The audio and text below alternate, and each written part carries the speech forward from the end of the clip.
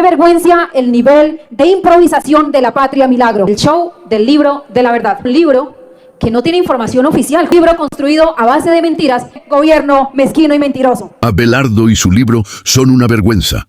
Así lo dejó claro la senadora del Pacto Histórico, Sandra Chindoy, quien además reveló el plan oculto del tigre de Temu con su libro de las mentiras. Atentos a lo que dijo la congresista. Señalar que la improvisación de la Patria Milagro da absoluta vergüenza. No se les dio la gana de hacer empalme, pero se inventaron el libro de la verdad, el show del libro de la verdad. Y estamos hablando de un libro que no tiene información oficial, como lo establece la Ley 951 de 2005. Lo que tiene es una cantidad de prejuicios que van a legitimar lo que dijo el señor Abelardo de la Espriella, el destripamiento de la izquierda.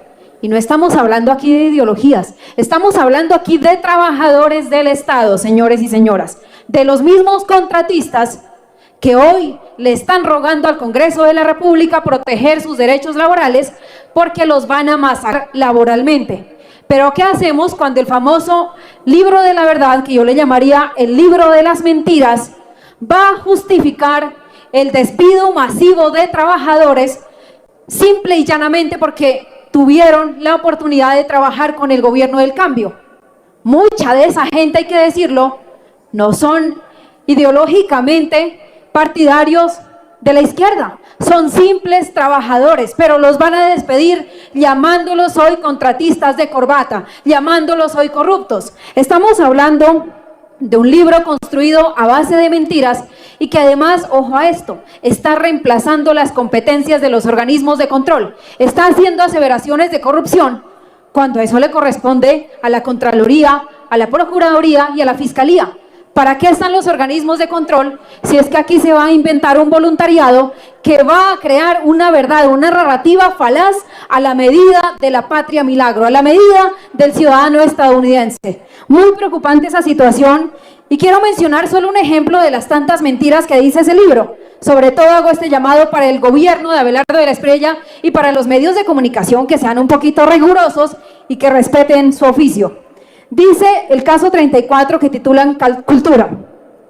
353.878 millones en 107 contratos con universidades públicas, el 93.4% adjudicado sin comparación de ofertas, dice el libro de las mentiras.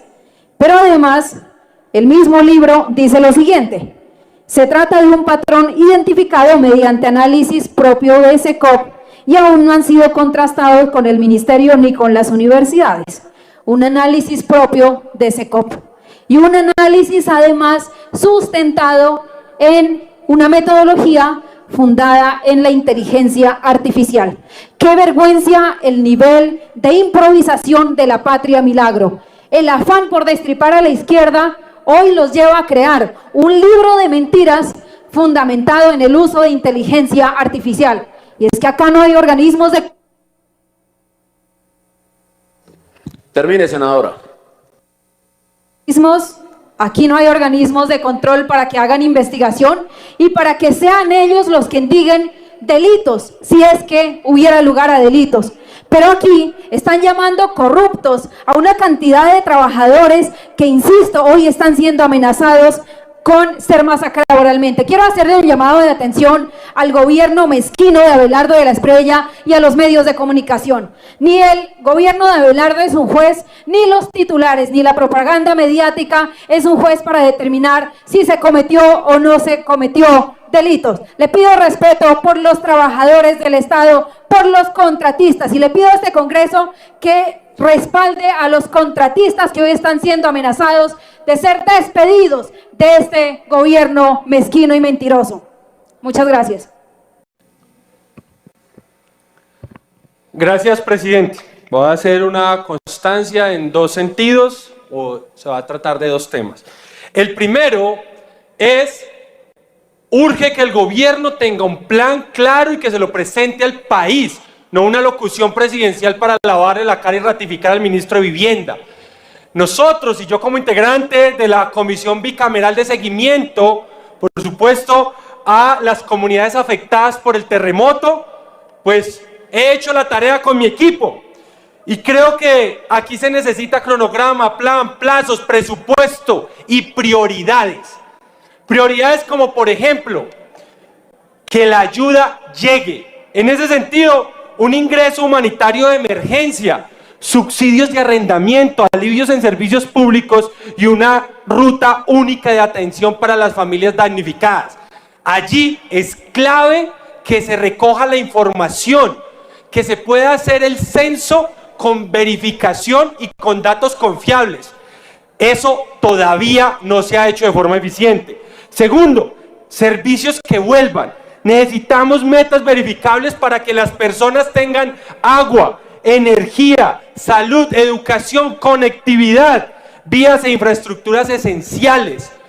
El ministro de Vivienda, como le sobra el tiempo, se fue para la playa. Puede ser el ministro Playamán los 4 años. Y resulta que él no solo es encargado del refugio, de la vivienda, sino también de las plantas de acueducto, de las plantas de tratamiento. Y se necesitan. Ministro, hágale, que hay personas que no tienen nada. Y usted, con la indolencia de sentir que después de 8 días podía estar en vacaciones. El tercero, una economía que se levante. Por supuesto que hay que reactivar el país.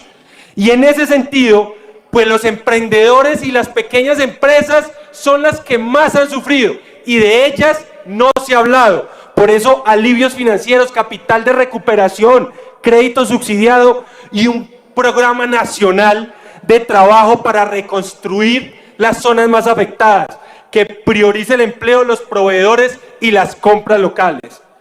Hogares que se reconstruyen como cuarto punto, reparación de viviendas que sean recuperables, que vayan ya ingenieros, arquitectos a revisar estructuralmente cómo están, pero también que se pueda hacer reubicaciones cuando sean insalvables esas infraestructuras, pero esas reubicaciones concertadas, lecciones que aprendimos del terremoto de Armenia. Y quinto, cada peso bajo la luz pública. Pasó en muchos lugares de Colombia que cuando... Termine, senador. Pasó en muchos lugares de Colombia que ante una emergencia la corrupción apareció primero. Por supuesto que aquí tenemos que vigilar cada peso de ese fondo milagro, no sea que el milagro sea que se desaparezca la plata. Así que, para quienes creen que desde este lado no hay propuestas, las hay. Lo que esperamos es que haya oídos y voluntad del gobierno nacional. Aquí está un plan conciso, concreto, para asistir a las familias en medio de que lo han perdido todo. Lo único que no puede haber es ausencia de Estado, que ya por demás fue bastante negligente, ausencia de gobierno, que parece que hay poco. Lo que hay suficiencia es de sociedad civil y de solidaridad de los colombianos. Gracias, senador. Sigue el senador Héctor Olimpo.